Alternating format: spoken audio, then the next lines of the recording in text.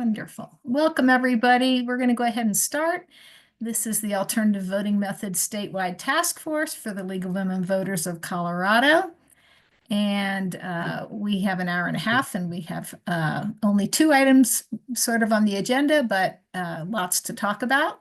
So we'll be talking about this Denver election proposal and give a Colorado legislative update only on a few election bills. As the league, when you signed in, you agreed to speak in a civilized manner and have a good meeting. And so I don't need to actually go over the meeting norms, I think. Here are our quote minutes from the last meeting. We did mention the Denver proposal. We're happy to have 2 people at this meeting who will go into more depth about it. And all of our past meeting videos, except for one where the speaker asked not to be recorded, and slide decks are accessible at our website. We'll go ahead and do some introductions right now. I will stop sharing the screen and I think more people will come in because that's the way it usually works. My name is Celeste Landry, and I am the facilitator of this group, and appreciate everybody's interest. This group's been around since 2022, and late 2022, I think, and I live in Boulder, Colorado. And why don't we have Beth go next? Good evening. I'm Beth Hendricks. I'm the Executive Director of the League of Women Voters of Colorado. It's nice to see you. Thanks for being here. And Beth lives in Denver. Excuse me, Celeste. There's Yes. a number that wants to come in. We'll ask them who they are. I just let them in. Okay. Okay. Jen, why don't you go next? Hi, I'm Jen Cleland. I'm also in Boulder. I've been in the league since 2020 and on this task force since it was convened. I'm also a math professor at CU Boulder, where I study redistricting and elections. How about if you pick the people going forward? Would that be okay, Jen? Sure. Pat and Frank. Hi, I'm Pat Ventura.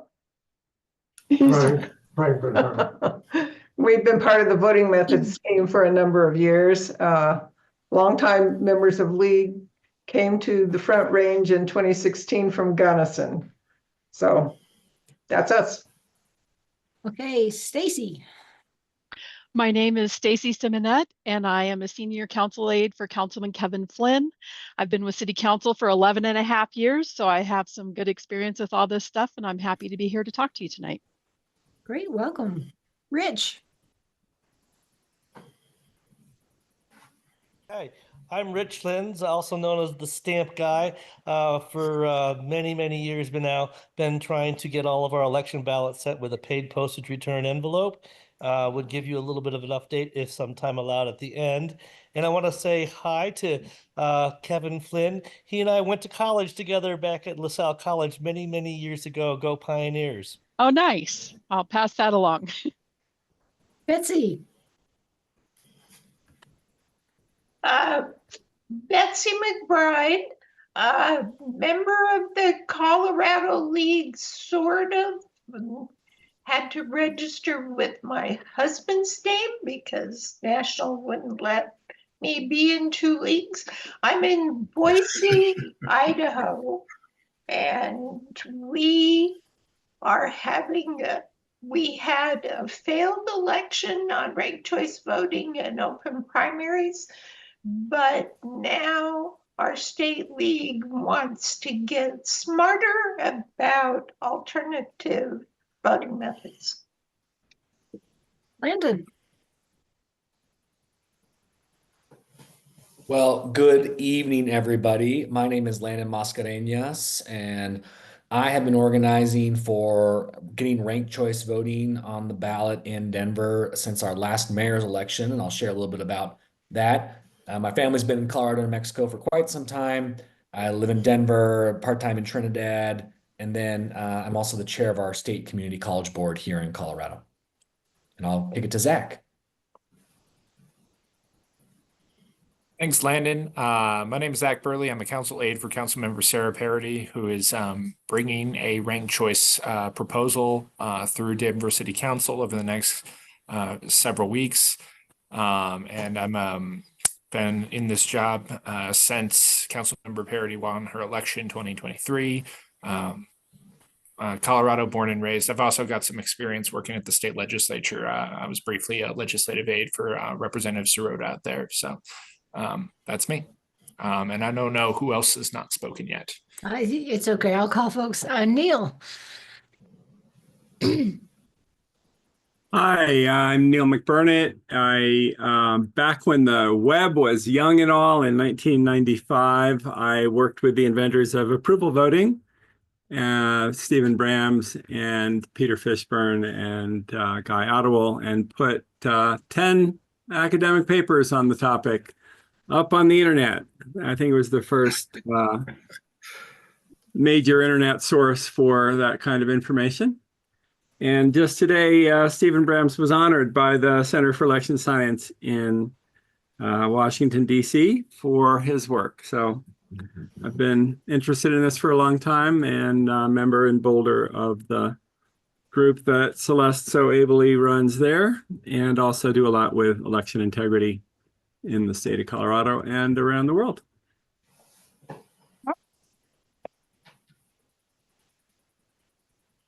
Did you say a name, Jen? Yeah, I said Mark.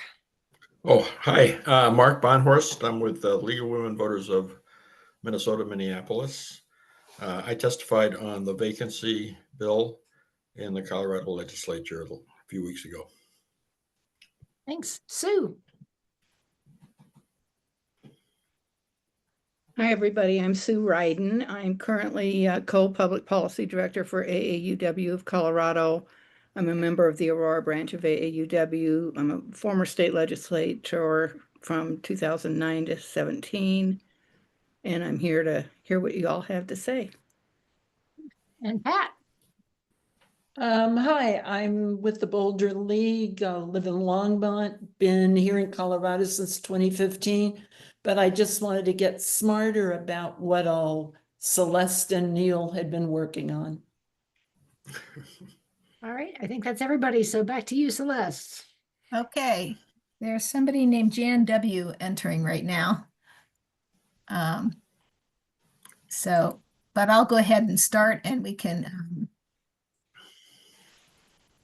catch up with Jan in a little while. Okay, do you see the meeting introduction screen? Yes. Okay.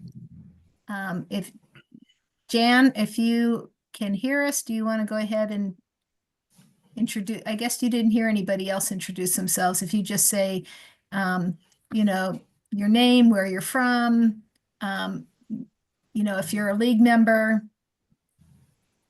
So, yeah, I'm from Arapahoe County, and I am not a league member. I am very interested in different forms of voting and thought I might gain some knowledge here. You're very, very welcome. Okay, we'll go ahead and go through some of the business, and we try to zip through all this so we can get to the main things. But the League of Women Voters of Maine has produced a study on proportional RCV, and in June they will vote on adopting this position statement. I'm going to read it because it's a big deal.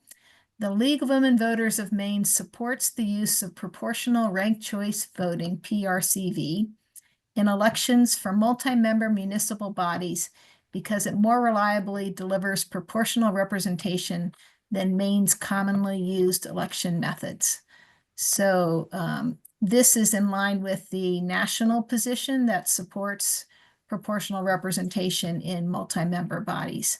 And then in some other news, New York City is considering changing its primary system, I think, to all candidate primaries. I haven't read the preliminary report of the Charter Revision Commission, But this is just 4 years after the city famously used instant runoff voting for its city elections. So I'm very pleased that they are not saying, oh, we can't make another change right now because we just made a change. I want people to always be evaluating their systems and thinking about what might be better. So I'm very pleased that they're not stuck in a rut.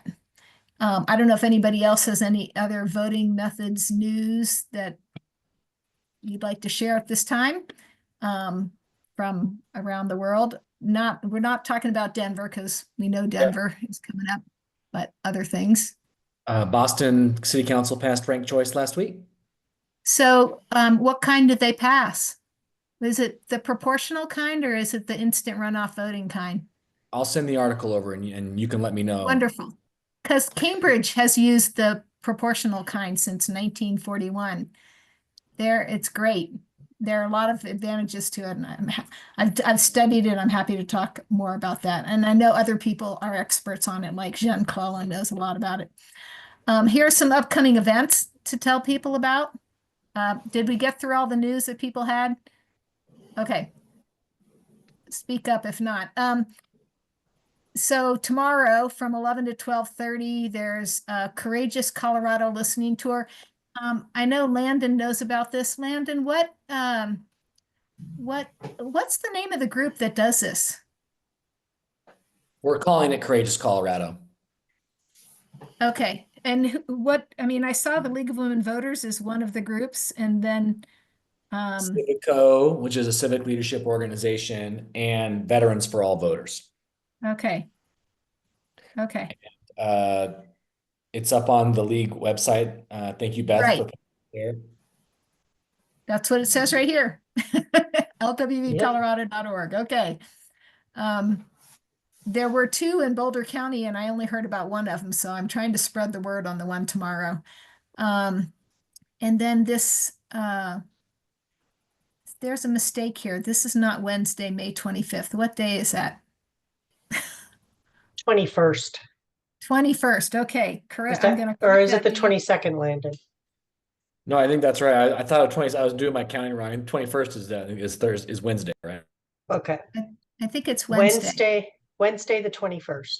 Okay, so ignore the date that's written there. It should be Wednesday, May 21st is the wrap up for the League of Women Voters on the state legislative session. And then June 15th, there's a PR, that means Proportional Representation 101 webinar, which is sponsored by Fair Vote Canada, which is a different organization from just Fair Vote. And it's a half-hour presentation, and then they have Q&A. They offer this the 15th of every month, except for July and August. So if you're interested, try to attend the one in June, because there won't be another one for 2 more months. Okay. And then we're not going to have a meeting in June either. So our next meeting will be the regular 3rd Monday of the month, Monday, July 22nd from 5:30 to 7. Same place, same time, all that good stuff. I also wanted to highlight our National League position on voter representation and electoral systems. And I highlighted boldface this paragraph here about representative government. The league supports Celeste, what was the date you said for this group's next meeting? July 22nd. That would be a Tuesday. Thank you for checking on that. Thank you. Okay, it would be July 21st. Did I say July 22nd? You didn't need to check. He just knew. Okay. No, I checked. I will fix that also. Thank you. And I find mistakes and correct them, and then I put the updated slides in the link where you can get them from our voting methods task force website. Thank you. Okay, so the National League supports electoral systems that elect policy-making bodies like legislators, councils, commissions, and boards that proportionally reflect the people they represent We support systems that inhibit political manipulation, e.g. gerrymandering. So you can read the whole thing.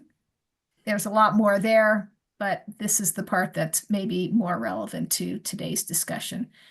Okay, so we're going to go ahead and start talking about the Denver election proposal. I have some slides that we can go through to talk about what the proposal is. Or Landon, I don't know if you have slides. Yep. But I'm going to go and just let me know how long I have, Celeste, because Zach and I'll do a little framing, and then Zach will go into the details of the proposal. Okay, so I didn't put Zach's name on here, but I did put your name. Thank you for letting me know the name of the campaign.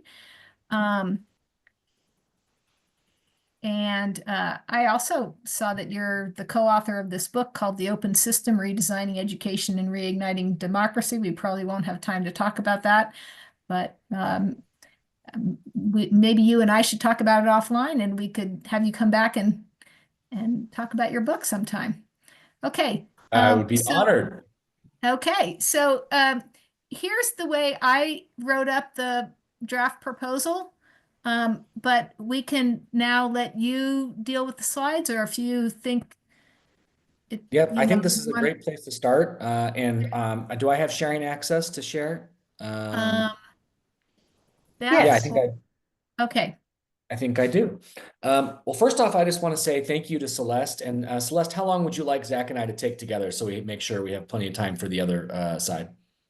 How about 30, 35 minutes, or I mean, whatever. It can be 20 and then we ask lots of questions, or how about we plan for that, Zach? How about we plan for 20 and if people have questions, we can go and we can go from there. So I just want to begin by saying my gratitude.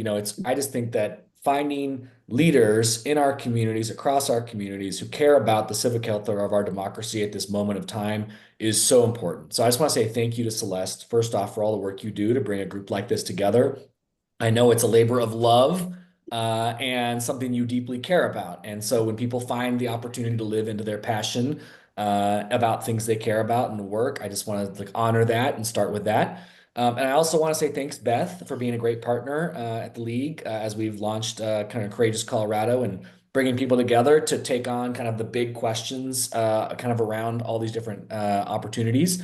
So, and it's funny because this Denver work is actually kind of where I got my start in like, I guess, democracy, election reform work. I have a background for about 20 years in education. I was an educator, first grade teacher. And I was really ignited by our mayor's race in Denver. Can you guys see my screen? Yes.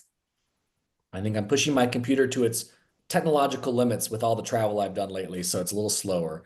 We've been calling ourselves Denver Deserves Democracy since the mayor's race, which I'll talk about in a second, a couple of years ago. But we're really a community coalition for instant runoff or ranked choice voting. And we really come from a variety of different backgrounds to take a look at this. On the left, you can see Councilmember Watson and a variety of advocates, some people who ran for mayor, some people who ran for city council, coming together on the steps of City Hall right after the 2023 mayoral and city council, the citywide election. There was a lot of frustration about the runoff and a lot of choices for mayor. And actually, what I've kind of captured here is a lot of articles that were published right around that time in the Denver Post, Denverite, a variety of other outlets, kind of looking at and talking about how a coalition was coming together to look at ranked choice or instant runoff voting for the mayor's race, city council races, not only to create more voice for Denver voters, but to join a growing list of cities that are using alternative voting methods to empower voters, along with saving significant dollars of taxpayers and time. Americans do love to vote. But they also don't love voting all the time. So how can we be more effective in the way that we deploy people's time, talent, and energy for our franchise and our democracy here in America? So these are some of the articles that came in around then. Here are our current coalition partners that have come together to work on this issue. These are I would say we're working together because I think every group is awaiting final language and working with City Council. We know that there'll be changes. But these are kind of groups that have come together. There's probably about another half dozen or so groups that I'm not listing here because they're still really in that learning phase or engagement phase, really generally kind of interested and supportive. But these groups have really kind of done a lot of the lifting, and you can tell that it's a great cross section of local groups, state groups, and national groups, which I think is always, I've done a lot of coalition work in my past. And I always believe that's a really great blend because you get people with all different vantage points on solving political problems around a particular community. And the last thing I'll just say is a lot of gratitude to Councilmember Watson and Councilmember Parody, who Zach works for. They've really done amazing work to keep this conversation driving and moving forward. And I just want to take a moment to thank them for their work. They represent different backgrounds and beliefs, but have really come together to say that Denver deserves a better form of democracy. And so I just want to start by saying again, thank you in this realm. And then I'll stop sharing and I'll turn it over to you, Zach, to go for it next. Yeah, thank you, Landon. That covered a lot of the core points of our proposal. And I also want to take a moment to thank you all for putting together this forum and this opportunity to share what we're trying to do here, and also to thank Landon for a lot of the work that him and his coalition have put together to bring this forward.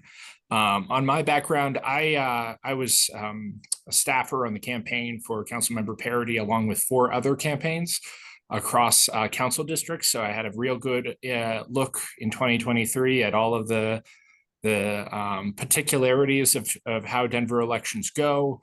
I will say Denver does have the benefit of another feature that makes our elections pretty special, I think, which is the Fair Elections Fund, which provides a lot of grassroots funding to candidates that was pretty instrumental. And so I'm big on reforms to our democracy in lots of different structures. And I think that ranked choice / instant runoff voting here really makes a lot of sense for where Denver's at as a city.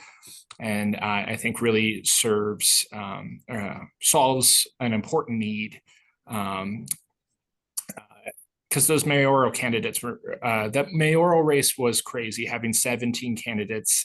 You're picking one in the regular election, and then there were only 2 left in the runoff. And if you drive into the vote tallies, you can tell that a lot of voters had a lot of different opinions about this range of candidates who covered a wide ground of ideologies and identities, and how ranking them as opposed to just having one choice would provide, I think, a more full picture of where voters were at, in addition to the benefits of no longer having to do these runoff elections, which are expensive. I have a slide deck here I could get into.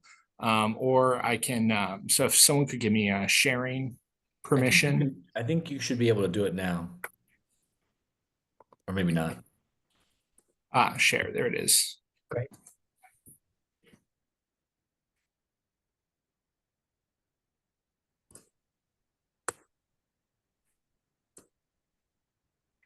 All right, y'all can see my screen? Good, all right. So a lot of this,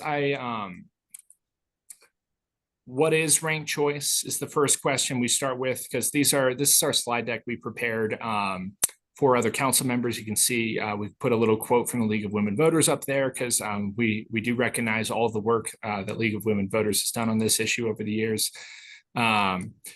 Essentially, you let voters rank in order and preference instead of picking just one. If no candidate gets more than 50% of first choice votes, the next candidate with the fewest votes is then eliminated, and their ballots count for the next ranked choice. That process repeats until there's a majority and a winner.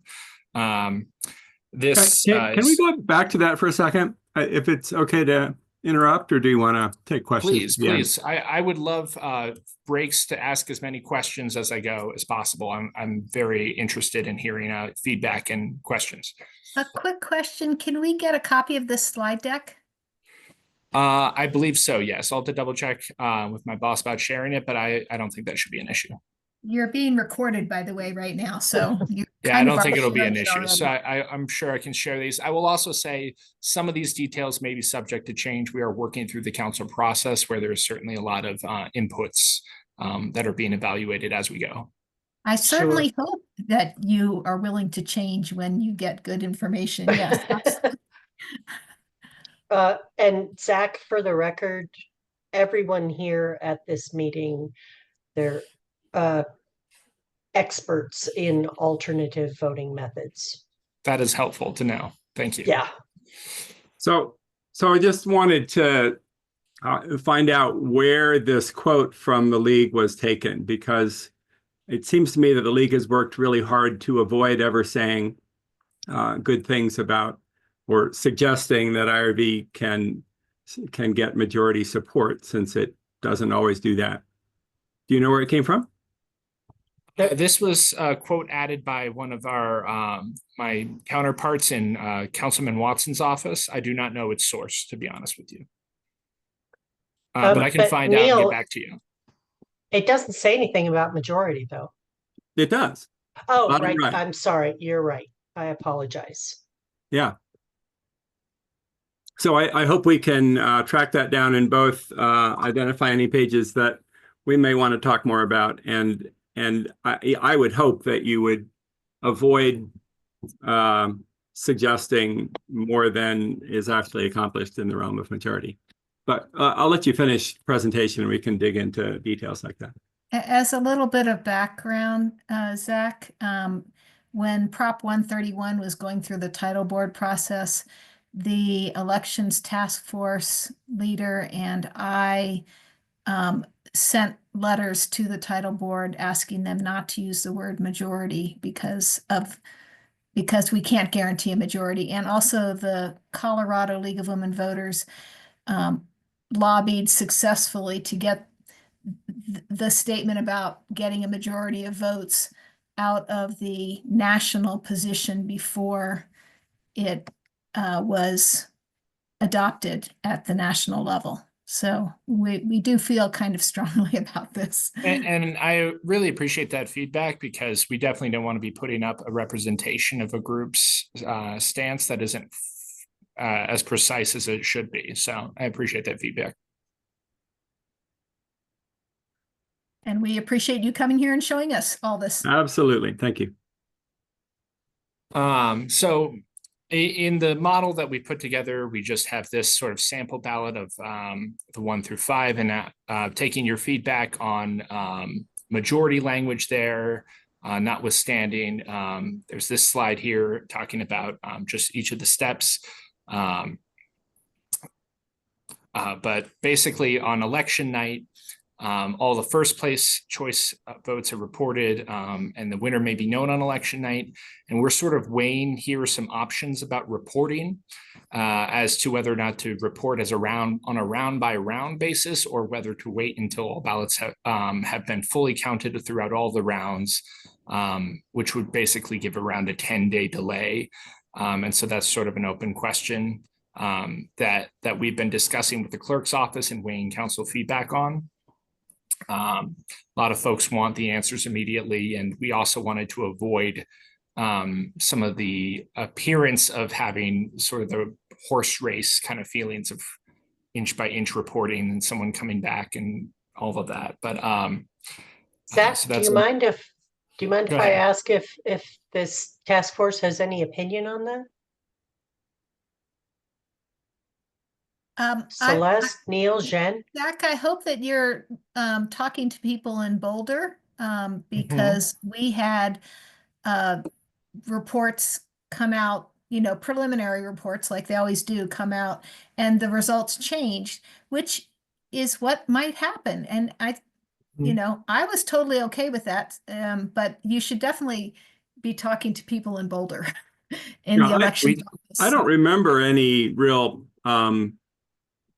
pushback on the fact that, and I think it was just in very early results that I won't say the results changed, that the totals, indicated an extrapolation of a different winner. I would Right. strongly advocate for releasing all the results right up front. And that's what they do in San Francisco. That's what they do in Portland. That's what they did in Denver, in Boulder. So it's really problematic in my mind. And New York got huge criticism for not doing that, and a lot of other places also. So I certainly hope that you push hard for option one. Which is reporting final results only. Which is just reporting the numbers that you've got at any given point in time. And I'll also just add, when I look at the first section on election night reporting, the top of your page, you say, in non-competitive races, the winner may be known on election night. That's never true. You know, we always have results that haven't come in. We always wait for certification. We always wait for audits. I'm deeply involved in audits. So I just wouldn't ever phrase things that way. And I wouldn't phrase it as, you know, potentially being different for a new form of voting. If we don't get that information early and often, then that's a big blemish on a voting system. And it doesn't have to be the case for instant runoff. So I hope that doesn't go that way. So Appreciate Zach, that feedback. Zach, you're touching a very sensitive point with Neil because of all his work on audits. So Oh, I yeah. wonder for option one, if you could, instead of using the word results, because just now Neil caught me on saying the word total. I wonder if you could, instead of saying results, you could just say ballots received or something without saying the word results or totals or anything like that. Like round by round reporting of ballots received, something like that, just so that you're not even hinting that the results are going to be definitive. Gotcha. No, that is helpful. Thank you. Mark has his hand up, I think. Yeah, I do. Zach, I'm from Minneapolis. We've had about 20 years of ranked choice voting that I've participated in. You might want to talk to Minneapolis. I mean, they are able to limit the number of rounds because they can do like 4 or 5 or 6 people who don't have any choice, you know, any chance. You can eliminate them in one round. So that really expedites things. And they do report, I think they do report as the process is going along, what the status is at each step. And Neil has Thank his you. hand up. Yeah, and I'll just say that absolutely you can, from a mathematical standpoint, with this form of ranked choice, you can kind of simplify how you think about it with batch elimination, like Mark is saying. But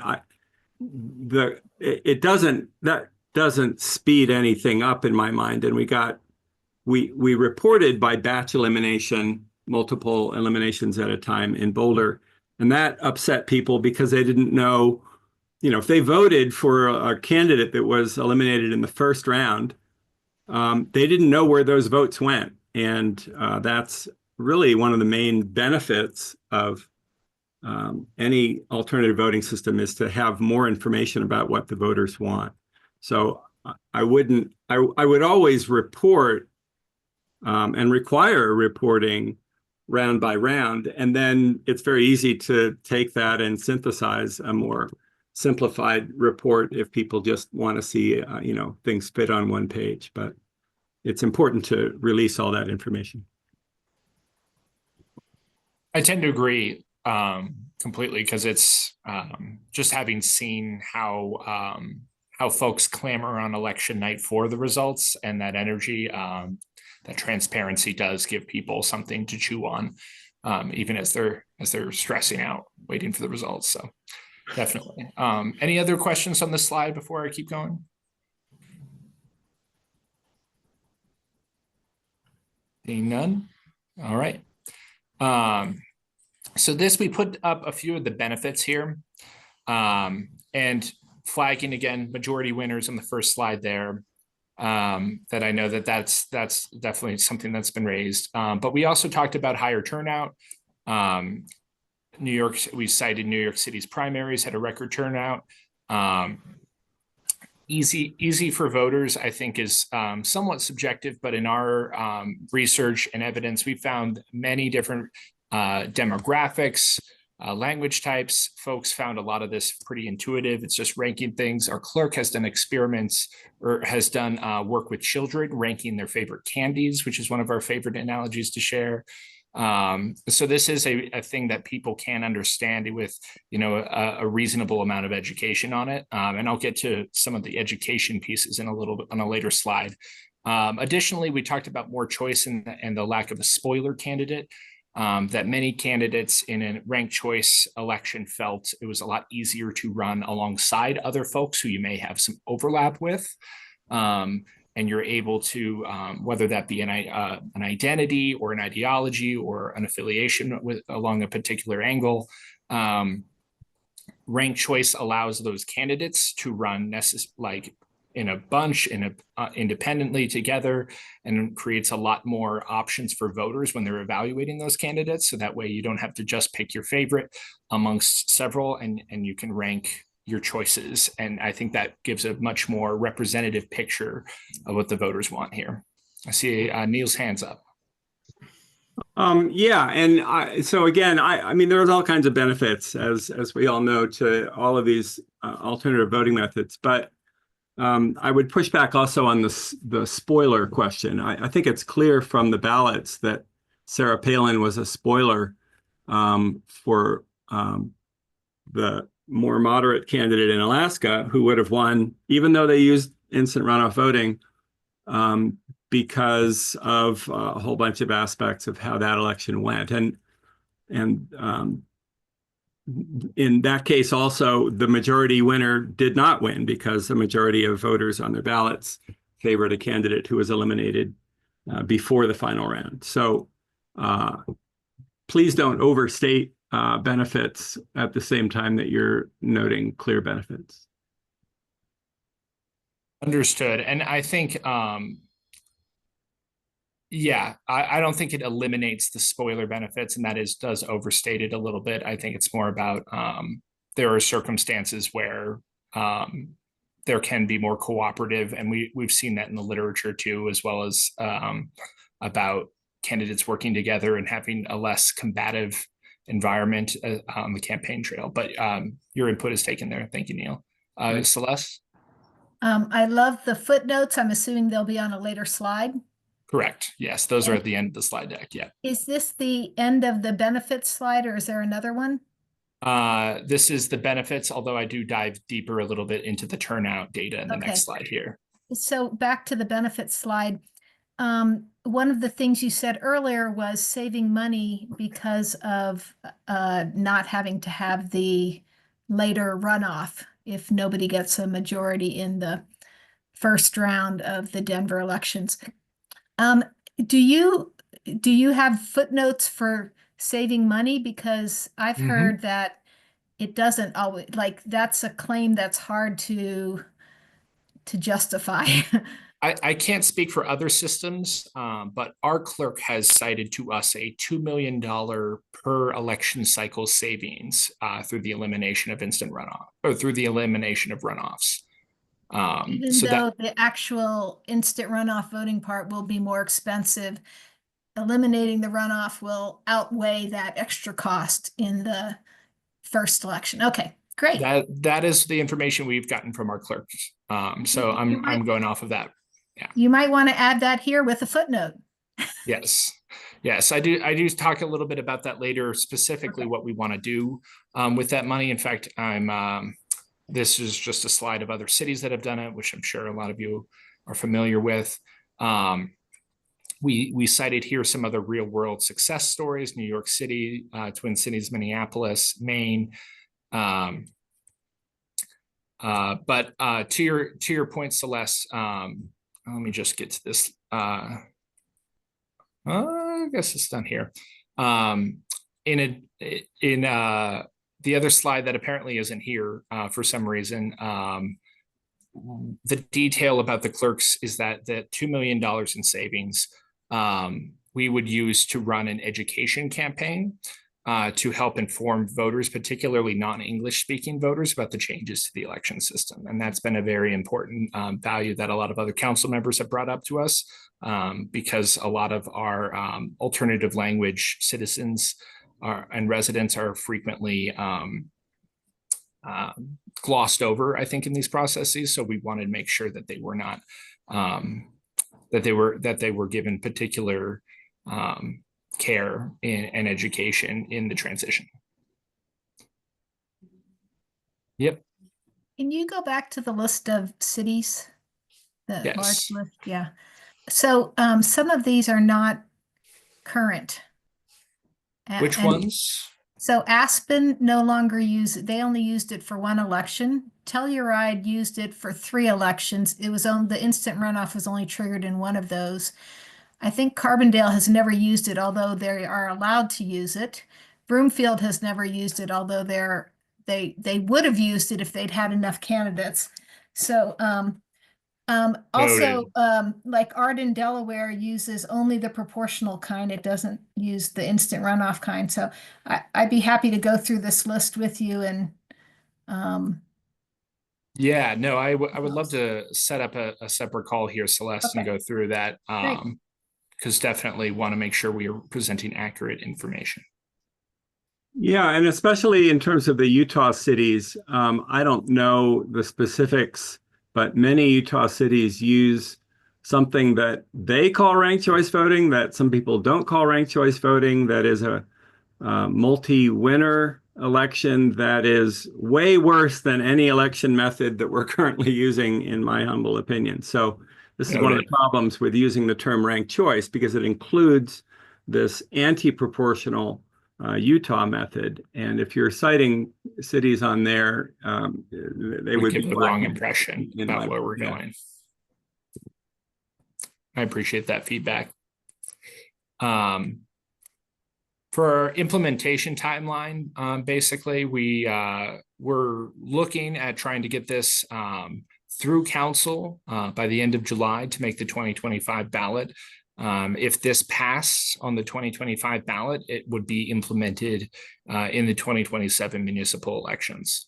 And also the offices it would apply to are all your district council offices, your mayor's election, your clerk and recorder, your auditor. And then we've had a bit of back and forth with other members of council, the clerk, and even a little bit with the Secretary of State on the at-large. Denver currently has a pick your top 2 selection at-large race. I'm working for one of those at-large winners there. The flag we've gotten from the clerk's office is that the risk limiting audit for at-large for multi-district winners is just not there yet, is sort of how they've described it, as far as the preparedness of the software to do a risk limiting audit for a multi-district winner. And we've been in debate about a couple different ways to go about that. One would be a contingent activation of ranked choice for the at-large when that's is available, that the clerk could or would be required to trigger. The other is simply to leave at large as is and return later to those seats at a different time.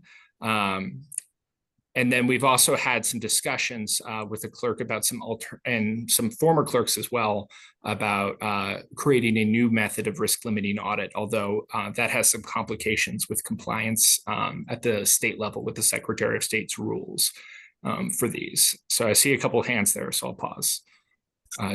Yeah. So you're right about the difficulty of RLAs for multi-winner proportional ranked choice elections. There is some recent mathematical work on how to do RLAs for 2-winner elections. So with more than 2 winners, this is still very much an open and perhaps unsolvable problem. And I know there's distance between somebody published a paper about how to do it versus actually getting it implemented. But there does seem to be some mathematical basis for RLAs for 2-winner elections. I would love any information you have on that that we could send to our clerk's office to work through on a substantive implementation basis. I will look up the paper and drop a link in the chat. Thank you so much. And I'll just supplement that by saying that, as Celeste points out, it's really important, and Jen just said, you know, the difference between theory and implementation is important. In the case of this, both the theory is developed by people who are actually implementing the single winner incident runoff vote risk limiting audit using Colorado's chosen software for, I think, a year or two from now. And they would be exactly the right people to implement a multi-winner scheme, or to support, you know, they might be thrilled at the opportunity to support the city for a 2027 election. So there's a lot of opportunity there. And at the same time, I just want to say that this would be so much easier if instead all of the reform was focused on approval voting, simpler ballots. You just have to mark as many candidates as you like using existing ballots. And it's much easier to audit.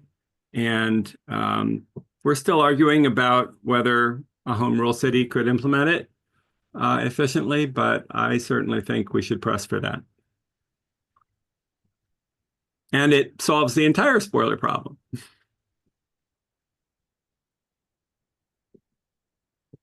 I guess I'll go Celeste, next. Sure. Thanks again for taking all of our questions.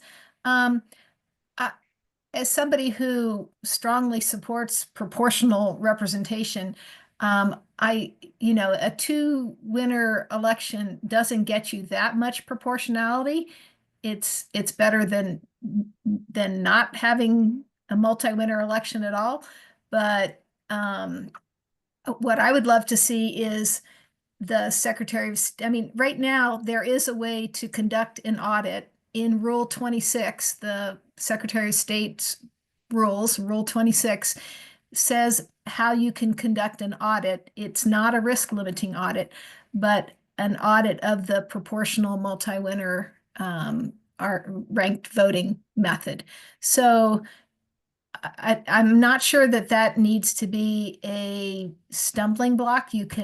I think you can just do what's written in election Rule 26 especially if you have more than two winners in your proportional representation election. So and we've been asking the Secretary of State to promulgate rules for multi-winner proportional elections, and they haven't yet done that. Can I ask a question about that, Celeste? Sorry, Zach. I want to take Go off. ahead, I also want to be cognizant of the time. I want to make sure you guys are having plenty of time for Stacy to share her case too. You know, again, in the spirit of democracy, has the league or this group submitted a letter to the Secretary of State to kind of say, like, please do that? Is there have you guys put pressure on the office to put these rules out? Because I feel like we've had a lot of people say exactly what you said, Celeste, and I didn't know to what extent has the league and you all used your voice to try to get the office to promulgate these rules. When Secretary of State people have been on in this meeting, we've talked to them about it. Have we sent I mean, we've at title board meetings, we've talked But you about never got a public letter or anything like that? Question. We should go back and look in our records and see if if anybody else here has a recollection of that, speak up.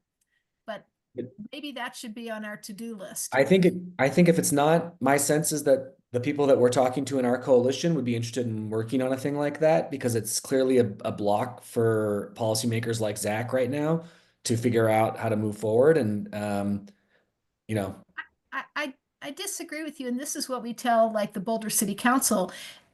We didn't have rules for conducting an instant runoff voting election until Boulder said, we want the county clerk to run the election. Sure. And then House Bill 21-1071 got passed. and then the county clerk could run the election. So, you know, if Denver were to say, we want to have a proportional RCV election, and then Yeah, I you agree. can be sure a legislator would have that I think bill. but that's pretty contingent. And I guess my belief on these things are always, why not do both? Why not put Oh, pressure on the absolutely. office that needs to do it and build a coalition for change to do it? And why not also like create a legislative action? Again, I don't want to derail us too much, but if that's a thing this group would like to work on or the league would like to work on, I think we could work on a thing like that. I know the Littleton City Council sent such a letter to the Secretary of State and the legislature, and one of their members is now a state rep. So anyway, let's go to Tom. I just wanted to piggyback on Celeste that I agree with her. We should look at the regular rule of auditing versus trying to hang our hats on RLAs at this time. I recently looked at those papers. There's a recent one out in April about a 3 to 4 winner proportional RLA by these authors in Australia. And basically they do it for a special case. They can only get it to work part of the time, and they talk about partial RLAs versus full RLAs. So I don't think we're there, it doesn't seem near in the future that we have RLAs for multi-winner systems. Even the 2 winners paper is a special case of having the winner pass 50% or pass the threshold at the beginning. So I just wanted to state that. I don't Anything think Tom that says, last I one trust. is right. What's that? I think the 2 winner RLA does have a solution regardless, but I might be wrong. Thanks for your input. If it's by those same authors that did the paper, they only did it for a special case. It is by those same authors. Okay. Okay, let's move on. I think you sort of zipped through all the slides and then went back and forth. So, wait, go back. Is that the footnotes? Yeah, so here's our sources page. Okay. Great. Thanks. No, and that's basically where we're at with the slide deck, and this is definitely something we're welcoming all feedback for improvements on. So I really appreciate all of your sharp inputs there, which are really helpful. Thanks a lot. We have Frank, you have your physical hand raised. Yes, please. Huh? You want to introduce Thank you, yourself Celeste. first, since you haven't done that yet? I'm Frank Atwood. I happen to be chair of the Approval Voting Party here in Colorado, and we're having our annual convention this coming Saturday, at which for an hour we'll have State Representative Gretchen Ryden, who was the sponsor for the letter from City of Littleton to the legislature. She'll be speaking for an hour. And I'd like to invite everyone to participate, and that Gretchen is looking forward to talking to us. Maybe you could put that information in the chat. I'll try to. Thank you, Okay. Celeste. I'm going to go ahead and share my screen, and I haven't forgotten you. Let's see. Stacy, but okay. Is this today's? Yes, it is. Okay. So this is the proposal. Some of you might want to know the actual offices. There are 3 single winner offices. There are 11 single winner city council members. And correct me if some of this has changed, because I may not have the most up-to-date information. And then the 2 winner election for the at-large, they would remain plurality. Here's how the ranked voting ballot works. Basically, this proposal would eliminate the runoff, which would be that $2 million in savings that Zach mentioned. So I wanted to suggest another proposal, and I mentioned this one to Landon. Since the League of Women Voters supports proportional representation, we would love to see Denver consider proportional representation an option for the elections, and Portland, Oregon could be a good case study for this. They went through a 2-year process to study, and they changed some other things in their charter, like how many people were on. They went from 5 to 12 or 5 to 13, I guess it is, counting the mayor. We would love to see Denver. I don't know, has Denver talked about proportional representation at all for these elections, or is that not on the table at all?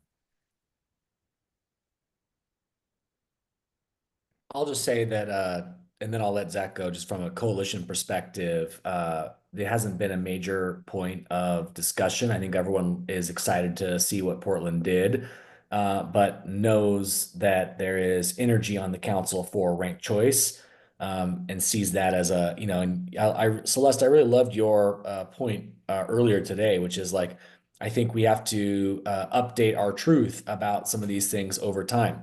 And so I think that, we kind of see an opportunity to move here right now.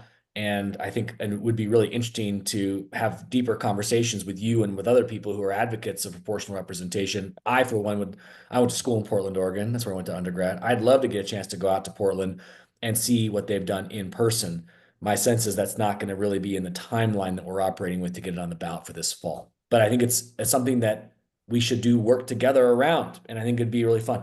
So another thing I can drop in the chat, I and some co-authors did a postmortem analysis of how the Portland election played out. And the short version is that it did everything proportional representation is supposed to do.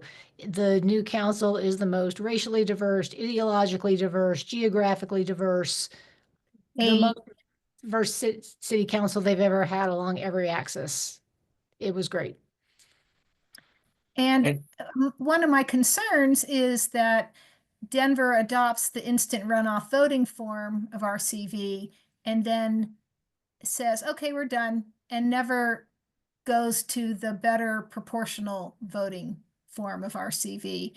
Earlier I said I was so pleased that New York City just made an election change, and they're considering another one, which is not the standard. Usually the standard is, we've made our change, let's sit tight for a while. And so I'd rather we spend 2 years proposing proportional representation in Denver, and Denver is a model for the entire state. That's part of the reason we asked you here. We really wanted you here. So have Denver adopt proportional, educate people, adopt proportional representation. It goes with the Colorado Voting Rights Act, which we just passed, and then skip the single winner stuff. Or do the single winner just for mayor, auditor, county clerk, or city clerk, whatever, and then say, and we're going to study what we should do for city council. Like, we don't need to do it all at once. If you want to, the single winner elections like mayor have to be single winner. So they have to be IRV or another single winner method. They can't be a proportional voting method. So that's what I would like to suggest. And I'll just say, I appreciate that suggestion. And I'll say that for our council offices part, we don't really want to just stop with one change. There's a bunch of other discussions. There's been lots of discussions about moving the date of elections away from the April timeline to November, whether moving it to even or odd years. And I think proportional representation is definitely something that I personally have looked into quite a lot and love as a system. But to Landon's point, I don't think the coalition is quite there. I think that would require some additional conversations with the clerk, and those all might be on the table for future years, just not this particular year. What can we do to help put it on the table for this year? Honestly, if we just for this year. Or to not touch city council so that they could be saved to, with the idea that we're gonna look at options for city council later, but just do the mayor and auditor and, you know. You're saying do proportional for council and just do the ranked instant runoff for mayor? Auditor and clerk. Yeah. I think we'd be open to that discussion. We're just really getting going, getting briefings out to council members about the instant runoff proposal as is. I'll also just say this is going to be a relatively dense ballot, and there's a whole bunch of other things happening in the city along concurrent timelines. There's an Excel franchise negotiation. There's a major bond package for $800 million. And so council bandwidth and ability to really weigh and contemplate this idea is going to be pretty limited. However, I think the thing with this one is we came to the clerk a year ago talking about this proposal before we had even heard about 131 at the state level. And so we had a lot of other inputs there cooking for long enough to build like credibility in the coalition. We could discuss it certainly, but I would guess the temperature is going to be pretty low for this cycle. Well, if you would let us know what we can do to encourage the thinking about proportional representation, you know, it's in our national position. We would love to do what we can to help with that effort. Can I add? I love that. And can I just add a quick thing on that? Because I really appreciate what Zach is saying here. I mean, honestly, he's been such a great partner and we have really great momentum. And what I would say, Celeste, I know I mentioned this to you, Beth, is that as I was traveling the state for the last 3 weeks, proportional representation came up in a lot of places. What I would love to do, Celeste, is like spend some time with you in this group, but also like with some of those communities that are really interested in it.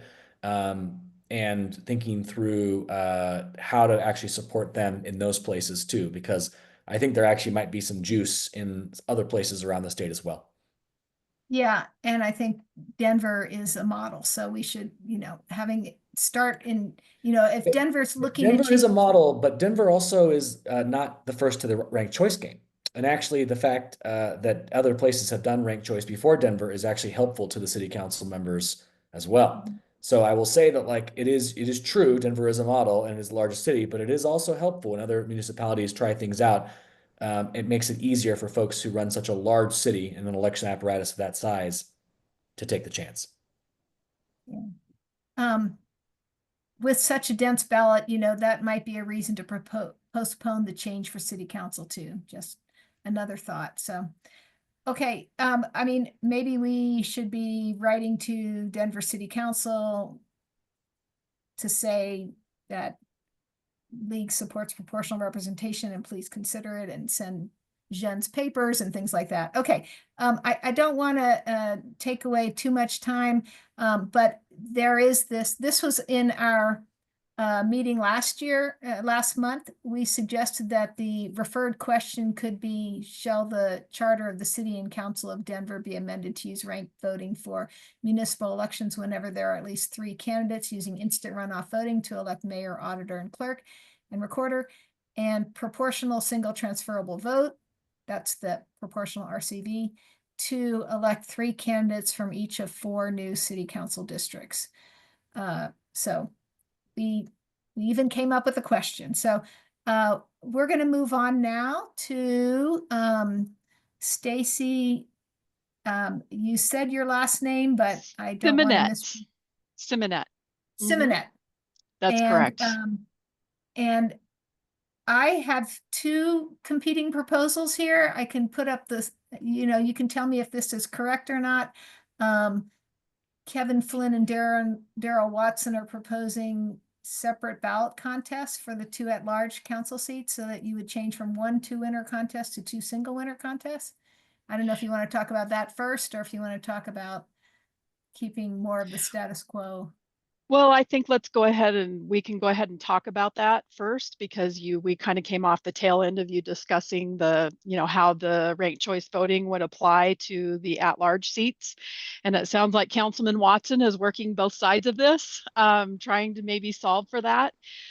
He is partnering with Councilman Flynn and also council members Alvidrez, Gilmore, and Sawyer to propose making the 2 at-large seats on separate ballots. So you would vote for seat A and seat B. And the current system,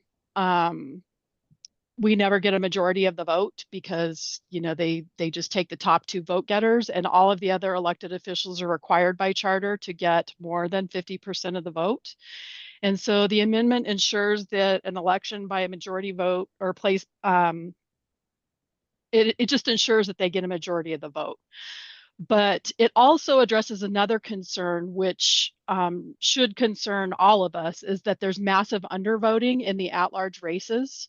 Over the last 9 elections, an average of nearly 1/3 of all at-large votes are left blank because some voters choose only one candidate as a single shot voting, so not to undercut their first choice. So some voters don't cast, and some don't cast either of their 2 votes. So undervoting in the at-large race is exponentially higher than undervoting in the mayor or district council races. At-large undervoting averages more than 12 times higher in the mayoral race, and more than 3 times higher than in district council races. So the current system tactically encourages people not to cast their second at-large vote. And so this amendment is to make sure that we elect by a majority, and it also is to make sure that everybody is casting their votes. So that's I'm sorry, that proposal. Can you clarify once more? Does that mean you would have to declare whether you're running for seat A or seat B? That is correct. Yes. Oh, wow. So how do people choose? They just choose. I mean, they pick, I'm running for seat A or I'm running for seat B. And they have talked to the 2 at-large members now, and they would both, you know, have to choose which seat they're running for. They could choose to run against each other, which is highly unlikely. But that's how that would work. And when you calculate the 1/3, I didn't quite get, how do you calculate, what are the numbers for? You know what? I am the messenger here. I am not the subject matter expert. I'm sorry. I'm just here to speak for the councilman, and he does have tons and tons of stats. And he would be happy to share those with you. I do have a website that I will throw in the chat about this proposal, and it does have some of those statistics on there. So I will do that. In fact, I think I copied it here. Do I have it? Yes. Neil, I asked Councilmember Flynn about this, and he calculates percent support, not percent of the vote. And there were only 3 at-large council members over however many years he did this that got over 50% support, not 50% of the vote. And then undervotes, I'm thinking it's just look at all the ballots. Some of them may not vote for anybody in the contest. I don't know. I didn't ask many details about the undervotes. Thank you. I'm sorry, I'm not the subject matter expert. So, and he apologizes for not being able to be here tonight. This is their normal city council meeting. So, and they have a packed agenda. So, and then he wanted me to also talk about ranked choice voting. And he has studied ranked choice voting for years, and he's adamantly opposed to it because he feels like it disenfranchises voters. And he believes that we currently have the gold standard of voting. It's, you know, one person, one vote, and he doesn't think there is a need to change the current system.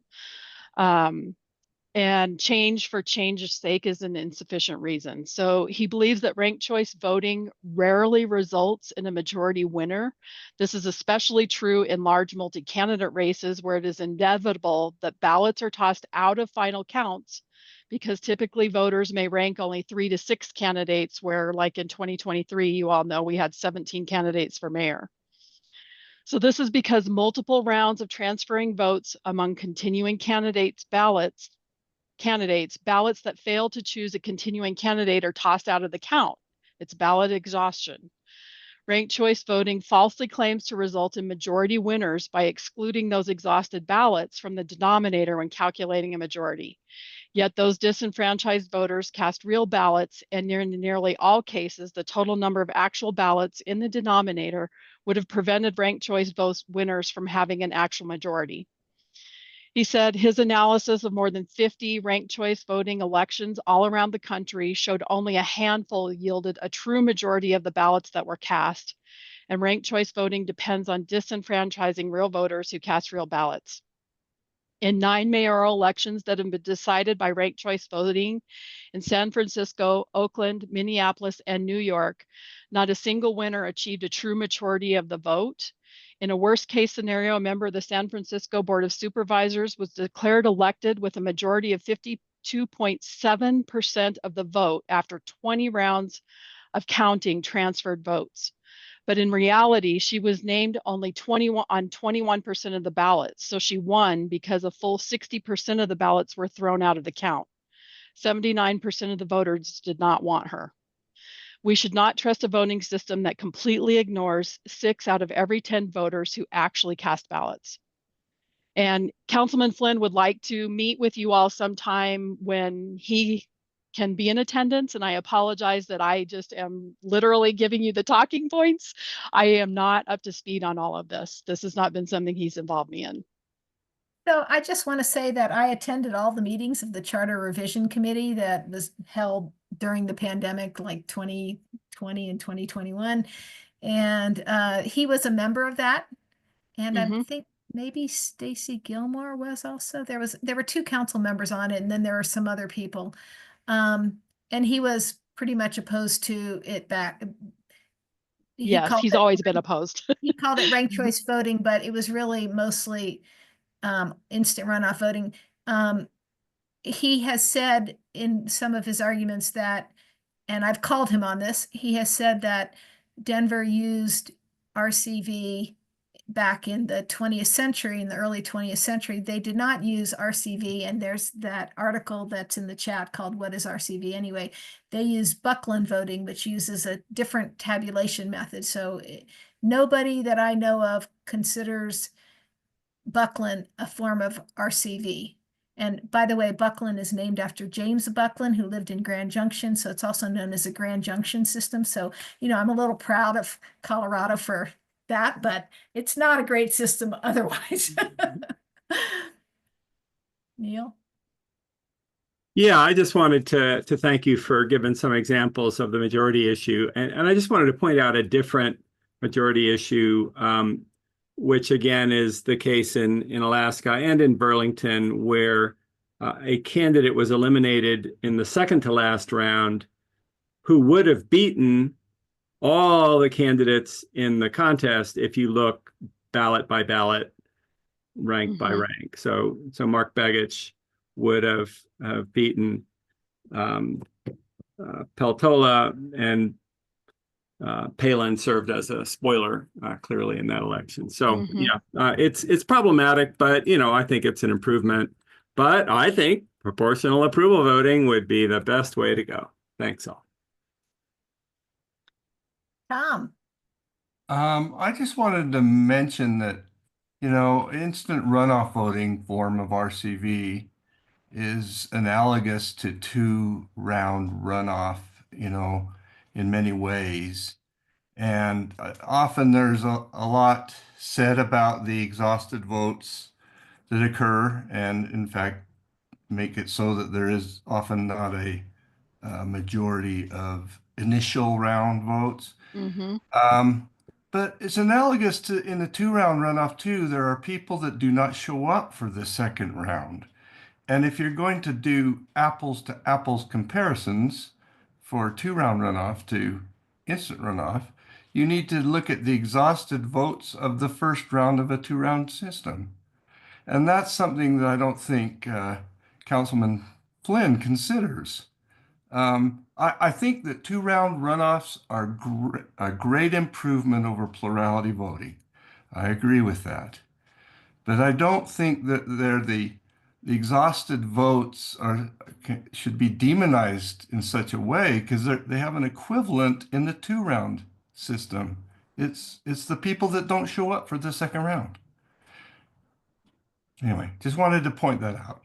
I don't know how you would do that, because there's a time difference. Somebody might die, somebody might turn 18, somebody might move away. There are a lot of different reasons for people to vote or not vote, So Yeah, it's not directly equivalent, it's analogous. yeah, you're And- right. And there have been studies that have compared those two. So it's That there. would be interesting. Would you send those to me, Tom? Sure.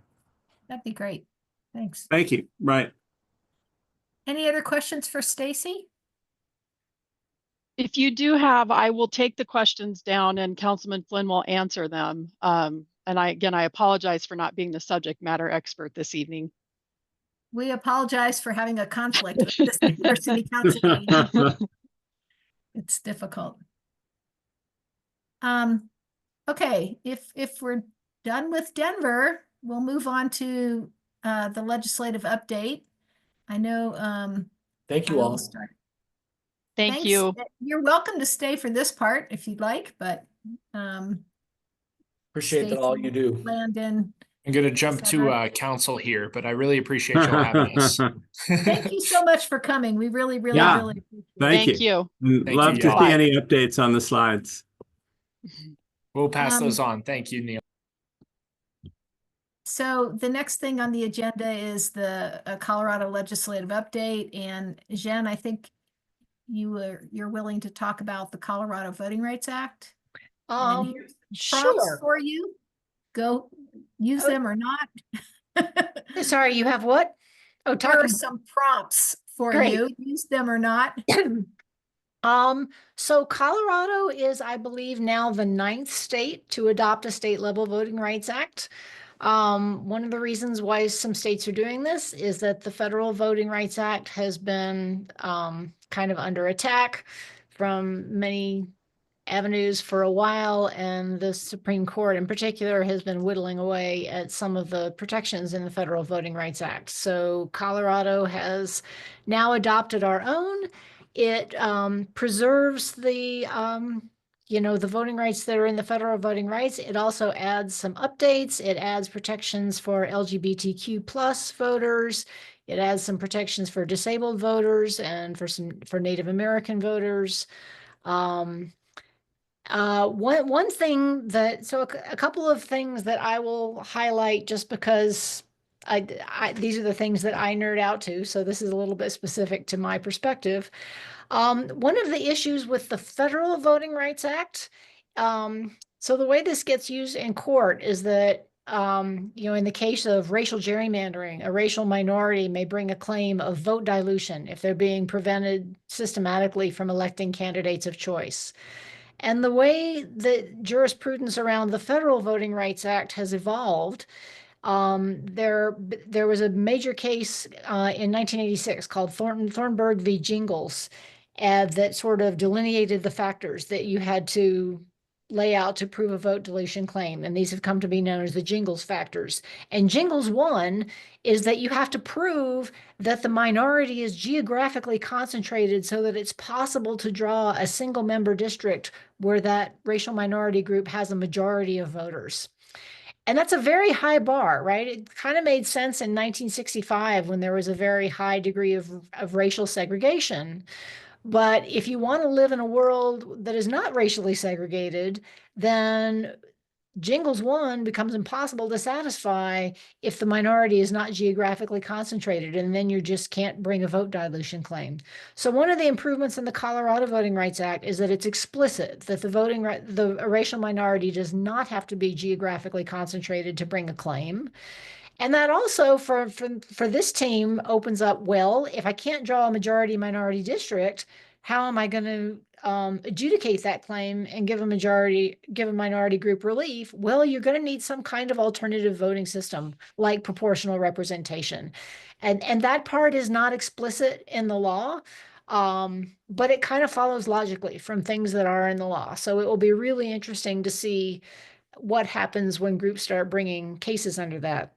Another thing that I am so excited about, because I was the loud advocate on the coalition for getting this in, is that as a result of this law, the Secretary of State is going to be required to do a whole lot of data collection around elections that they don't currently do.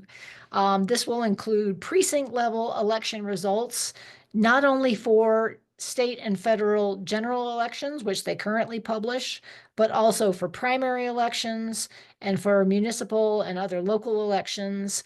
And this is important because this data is exactly the data that you need in order to evaluate racially polarized voting in order to bring those kinds of claims of vote dilution. There's also going to be precinct maps, which you need to match the precinct data with census data about populations. So as someone who does a lot of election data analysis, I am just crazy excited that these data collection and archiving and making public provisions survived the sausage making and are now written into Colorado law. Congratulations. Okay, we don't have very much time left in our meeting. Are there any questions for Jen before we move on to the last set of legislation? Thanks very much for speaking so eloquently about COBRA, and I look forward to seeing it implemented. And it was signed, by the way, that was on a previous slide. It was signed last week on Monday, and Jen was there. Yeah, that was super cool to be at the signing ceremony. I believe it goes into effect this August, and it will apply to all elections starting next January. Great. Okay. We'll move on to the two vacancy bills. Right now, for vacancies in certain partisan offices, and this is a little bit of a review from last time, if you were here last time. Political parties vacancy committee chooses the same party replacement to serve until the next general election, which means until November of an even numbered year. So that means the appointed person could serve for up to 2 full years.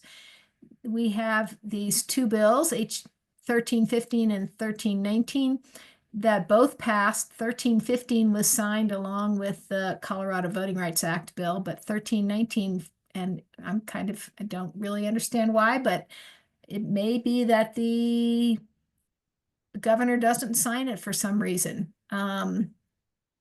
probably a political reason.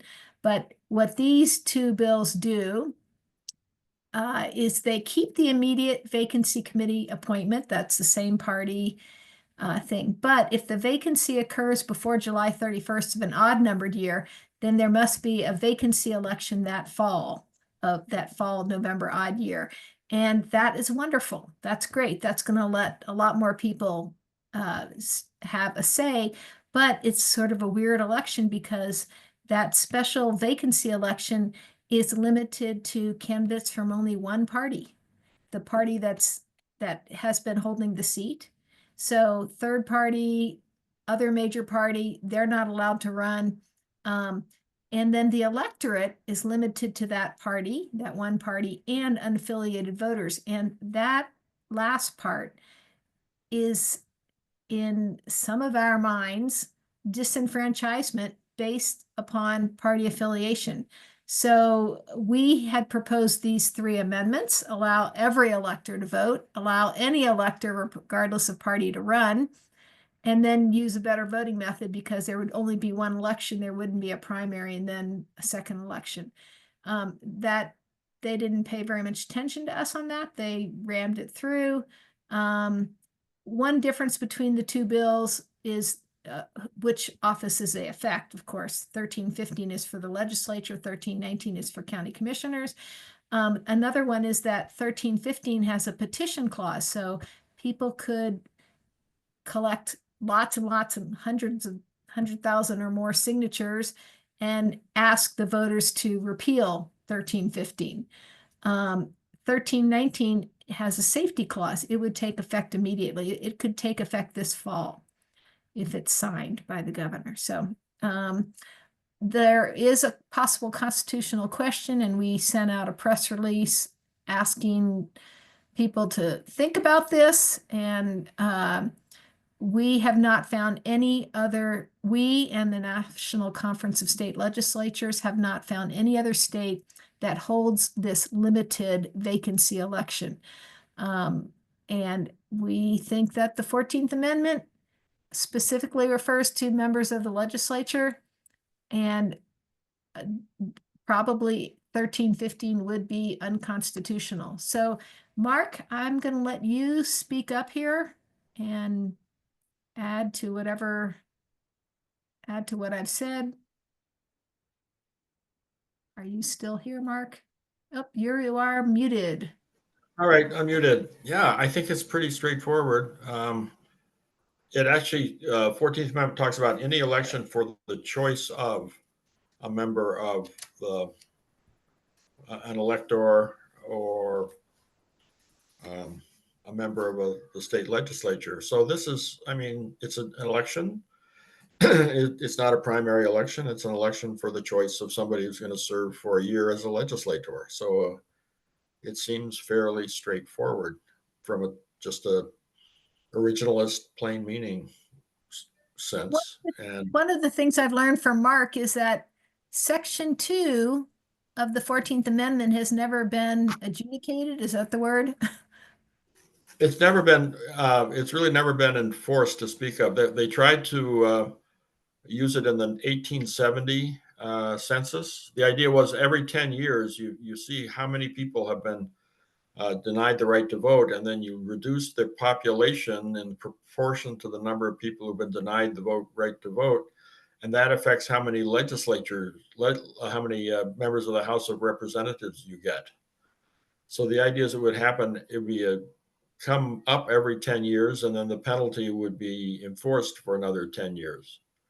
And that didn't work in 1870. And the people who ran the census said, you know, these are the numbers we have, but we don't trust the results at all. And then they passed a law, Congress passed a law that said, well, we'll do it for every election. And if to the extent that there's a deprivation of the right to vote in any election, then you're going to sort of right away lose a proportionate number of your members in the House, which automatically reduces your representation in the Electoral College. But that was never enforced. And the So, underlying Mark, yeah.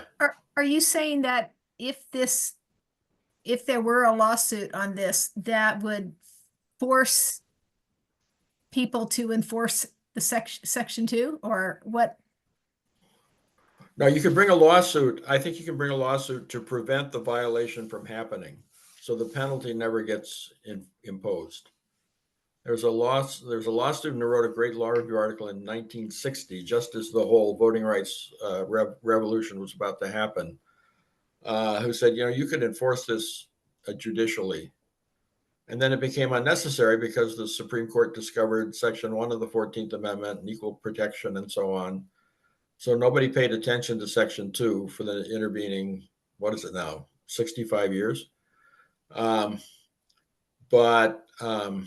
now people are looking at it. I've been looking at it in terms of presidential elections. If legislators come in and take away the right to vote for president, then like 100% of the population, or 99.8% or whatever, is deprived of the right to vote for president. So then a state would lose all but one of its representatives.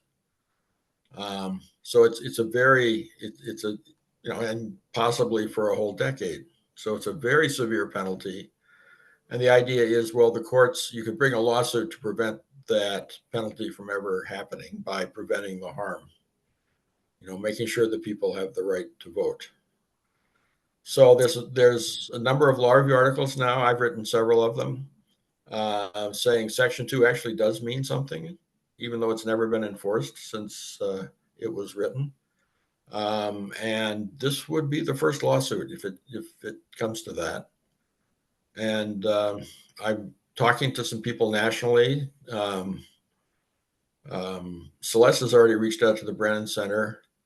I've reached out to the Campaign Legal Center, which indicated to me about a couple of months ago, that they're interested in looking at Section 2 issues. So I think it's worth exploring.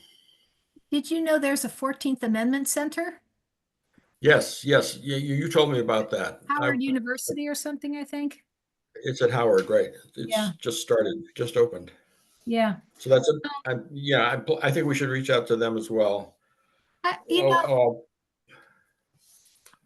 closest thing to what Colorado has done appears to have happened in Puerto Rico in like 1981. And that went up to the U.S. Supreme Court.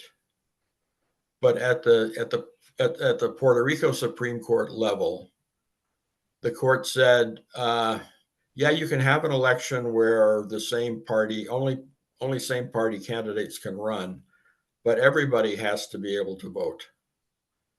So I'm trying to get my research assistant to look into that. There's a professor who was on the panel with me at the Denver Law Review Forum in April, who's kind of an expert on Puerto Rico law, and she told me she's going to look into that. So depending on what we find in Puerto Rico, it may be that there's a very clear precedent, hopefully well-reasoned, which already says you can't do this.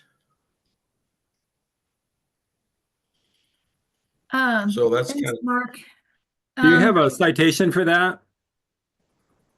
It's for Puerto Rico? Rodriguez versus Popular Democratic Party. Right, and about pages 4 and 5 of the opinion, they discuss what was done in the Puerto Rico Supreme Court. I don't have Westlaw. I'm retired. I don't have Westlaw. I'm trying to find somebody who can find that citation and dig through the laws, the statutes that were in place then and are in place now to figure out exactly what was going on. One of the things about the 14th Amendment is it seems to only apply to states. Puerto Rico is not a state. Another thing is, who wants to have a lawsuit? Maybe lawyers want to have a lawsuit, but your average person doesn't want to go through a lawsuit. And there are a lot of issues with the time, the money, everything gets delayed. Lawsuits just don't seem like any fun, but maybe that's the way to finally get this enforced or interpret this so that it's on the record somehow. I also find it quite hypocritical, if you will, that this legislative session, we passed the Colorado Voting Rights Act, yet we're taking away the right to vote in this government-run election conducted by the county clerks to fill a legislative seat. This is different from a primary. A primary does not fill the seat.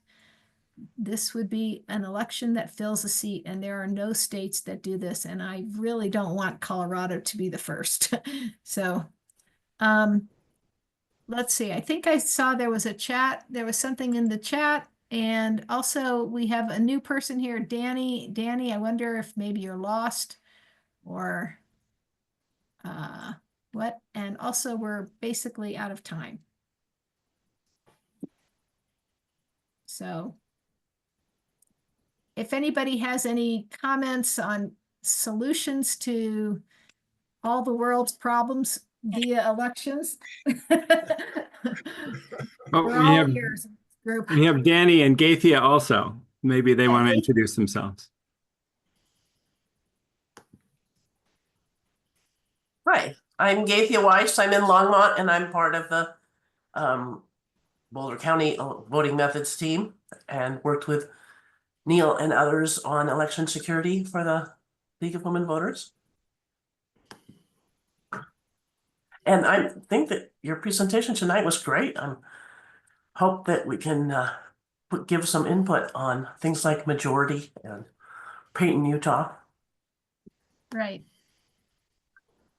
Danny, would you like to introduce yourself? Are you in the right place? I don't know here. Are you trying to come to a League of Women Voters event? Yes. The Alternative Voting Methods team or a different one? Can you hear me? Yes. Yes. Oh, well, no, I somehow got busy and I wanted to catch the whole evening, and I got busy and I realized just now that the event was going on. I thought I'd catch a tail end. You're not doing any kind of, this isn't anything I could log in and see later. It will be on our alternative, go to lwvcolorado.org, go to task forces, and then click on alternative voting methods, and it will be on there tomorrow sometime. Usually the staff person puts it up the next day. So go to lwvcolorado.org, go to task forces, Yes. and then what? And then look for alt voting methods. Oh, okay. All right. And right at the top there, it says, here's a recording from the last meeting. So. Okay. Are you with the league, Danny? Yeah, La Plata County. Okay, what's your last name? Klein, Klein. Oh yeah, you did sign up. Great. Okay. I spaced it tonight, and you know how it is, and all of a sudden I was like, oh no, I missed it. Okay, I'm gonna go ahead and stop the recording, I guess. Yeah, We're happy to have you here.